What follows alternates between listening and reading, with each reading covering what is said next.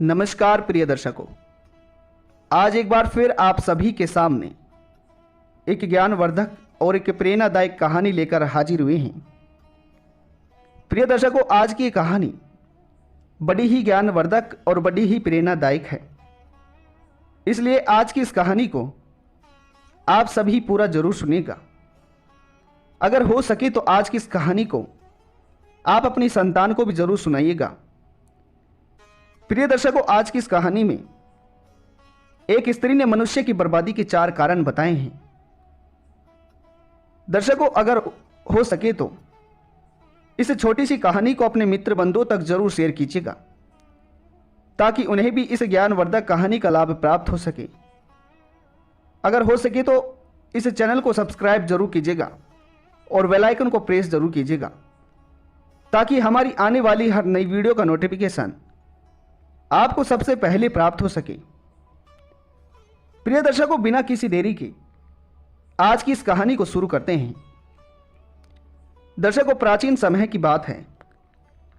एक नगर में एक बड़ा ही भुलक्कड़ राजा रहा करता था। वो राजा अपने जीवन में अपनी सुंदर और सुशील पत्नी के साथ खुश तो था, पर उस राजा के पास एक अच्छा दिमाग नहीं था।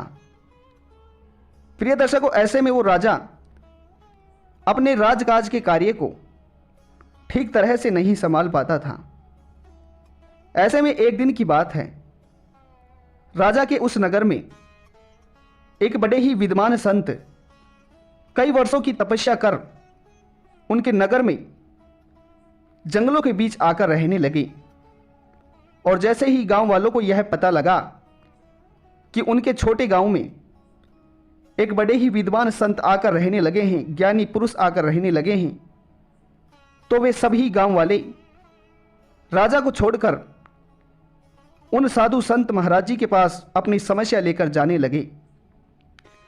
और जो भी मनुष्य उन संत महाराज जी के पास अपनी समस्या को लेकर जाता, तो वे संत महाराज हर मनुष्य की समस्या का हल कर देते। प्रिय दर्शकों, ऐसे में धीरे धीरे उन संत महाराज जी की जो चर्चा बाहर के नगरों में फैलने लगी। और जैसे जैसे लोगों को पता चला कि हमारे नगर में एक बड़ा ही विद्वान और ज्ञानी पुरुष आया है, जो कि बड़ी ही तेजी से सभी लोगों की समस्या का हल कर रहा है, तो सभी लोग वहां पर जाने लगे। प्रिय दर्शकों, फिर जैसे ही उस नगर के राजा को इस बात का पता लगा, तो वो राजा भी उस संत को देखने के लिए उस जंगल वन में चले गए। और फिर जैसे ही राजा उन संत महाराज जी के पास पहुंचे, तो वह राजा उन संत महाराज जी के चेहरे का तेज देखकर आकर्षित हो गया। वह संत दिखने में बड़ा ही बुद्धिमान है और बड़ा ही विद्वान था।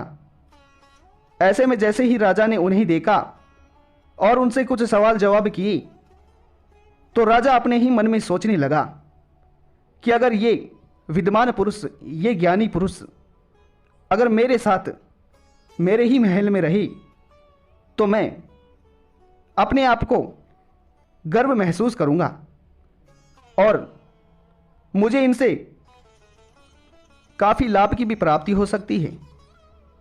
प्रिय दर्शकों, ऐसे में फिर कुछ क्षण बाद वो राजा उन संत से महल में जाने का आग्रह करने लगा।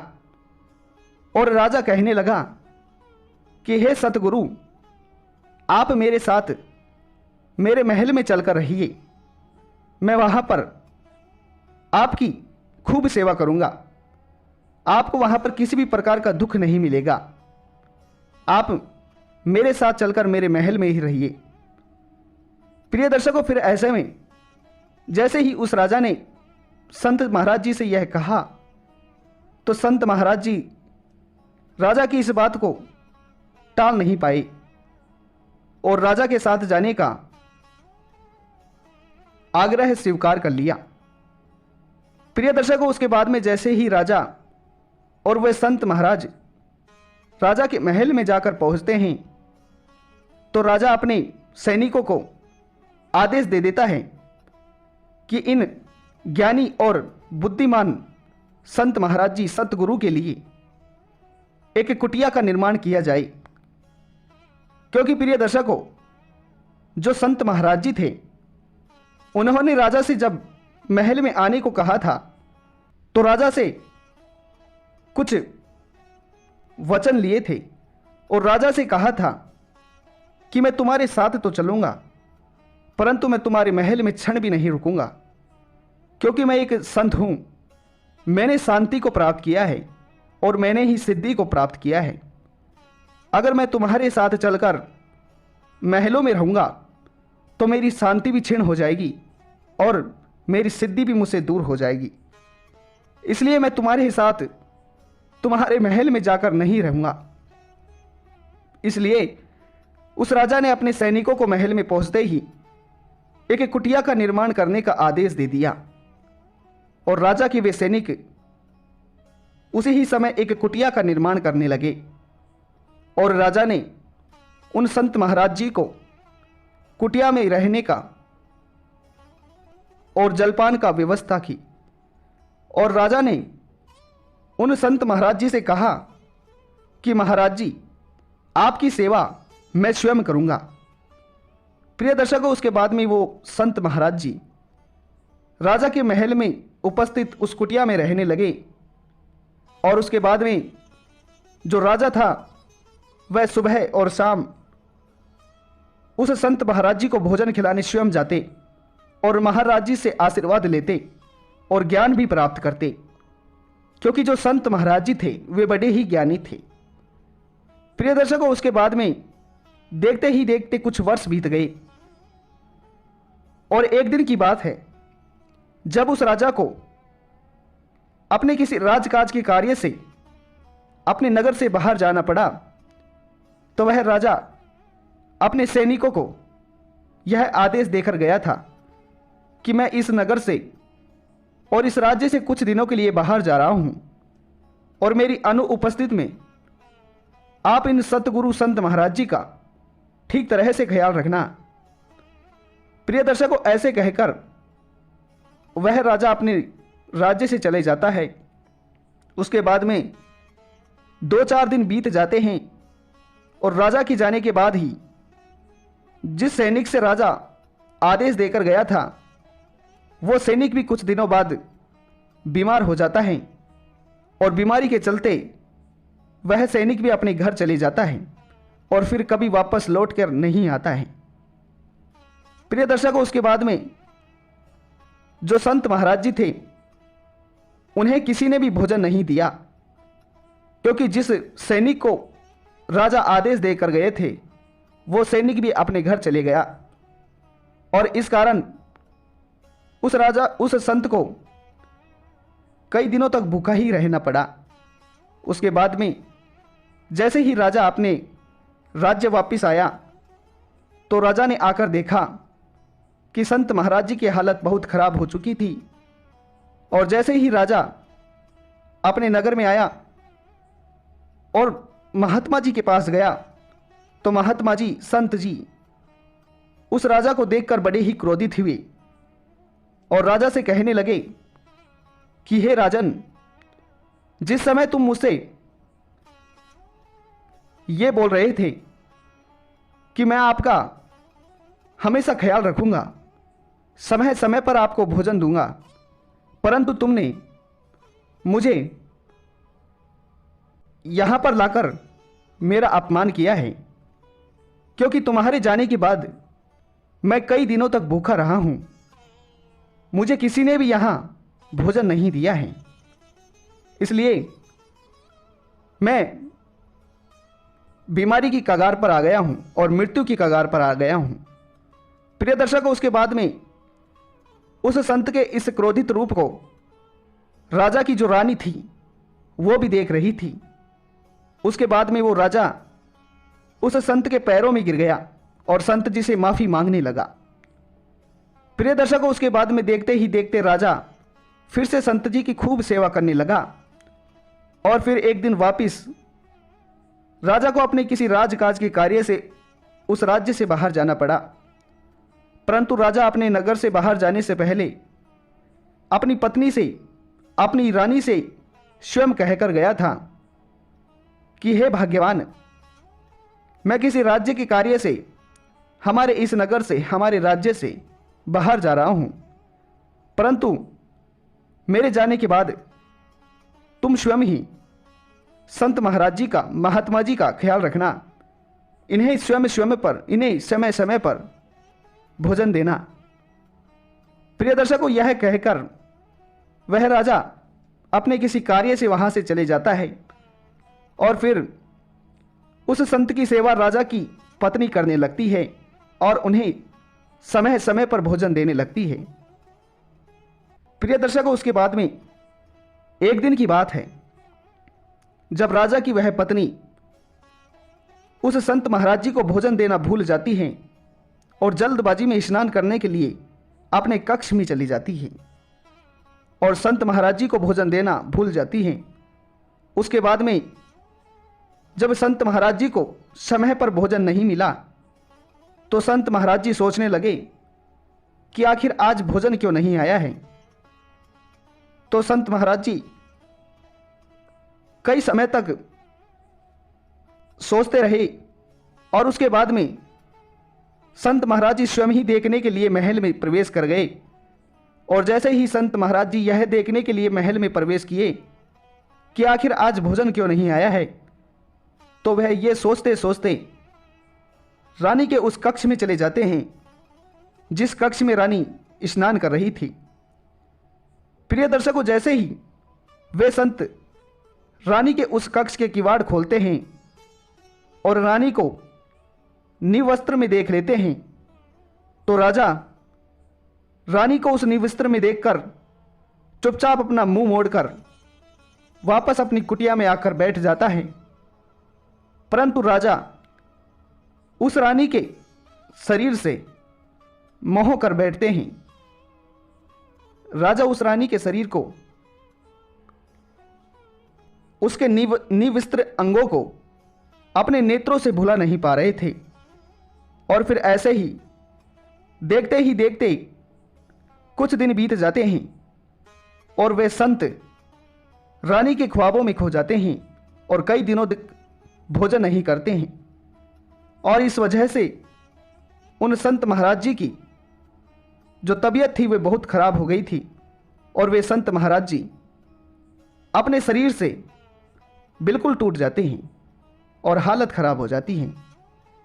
प्रिय दर्शकों, फिर उसके बाद में जैसे ही राजा अपने किसी कार्य को कर जैसे ही अपने राज्य में वापस आते हैं और राजा को आते ही खबर लगती है कि संत महाराज जी की फिर से तबीयत खराब हो गई है, तो संत महाराज जी से मिलने के लिए सबसे पहले राजा उनकी कुटिया में ही जाता है और कुटिया में जाकर राजा संत महाराज जी से कहता है कि हे मुनिवर,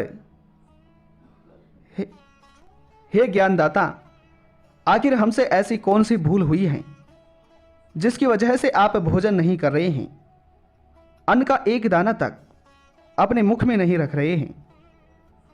प्रिय दर्शकों, उसके बाद में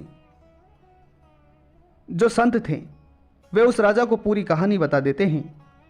वो राजा से कहते हैं कि हे राजन, मैं तुम्हारी रानी पर मोह कर बैठा हूं और मुझे तुम्हारी रानी चाहिए।